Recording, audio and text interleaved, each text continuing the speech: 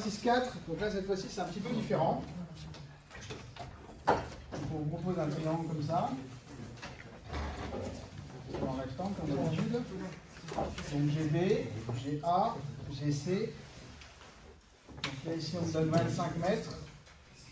Là, ici, on me donne 15 mètres. Voilà. Et donc, on me demande de cette fois-ci, non pas de calculer une longueur, mais un angle. D'accord? Donc, attention, ça va changer un petit peu.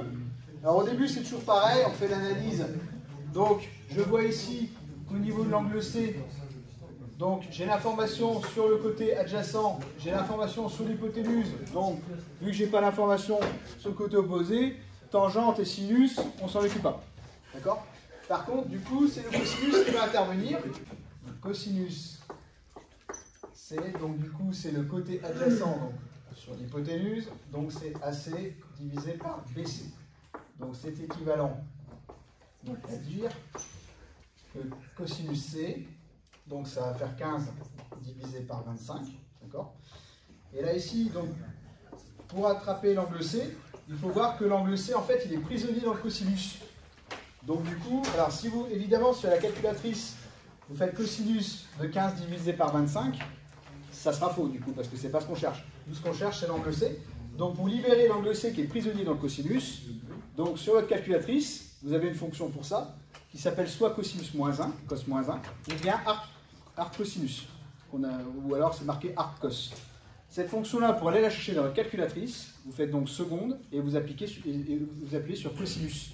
Donc normalement la fonction devrait sortir, cosinus moins 1 ou arc cosinus, et vous rentrez du coup ce nombre-là, et dans ce cas-là, ça va vous donner donc, directement le résultat en degrés. Donc ça vous fait donc 53,1 degrés. Alors, à noter que sur les copies, je vois souvent que c'est marqué arcos de C égale tant, ou que arcos de ce truc-là égale tant, ou cos moins 1, etc. On verra si on se rend compte que si on fait donc si on étudie les fonctions circulaires réciproques, on remarque qu'il y a quand même quelques subtilités et donc des fois il peut y avoir plusieurs solutions, donc on fait un petit peu attention. Donc le mieux ici c'est de ne pas l'indiquer et de marquer directement l'angle. Moi je ne marque jamais le arc cosinus et le cos moins 1, c'est pas utile. D'accord? Donc je vous conseille de ne pas le mettre tout simplement.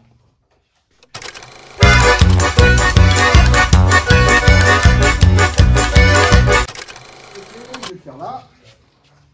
Alors cette fois-ci donc on me propose un triangle comme ça.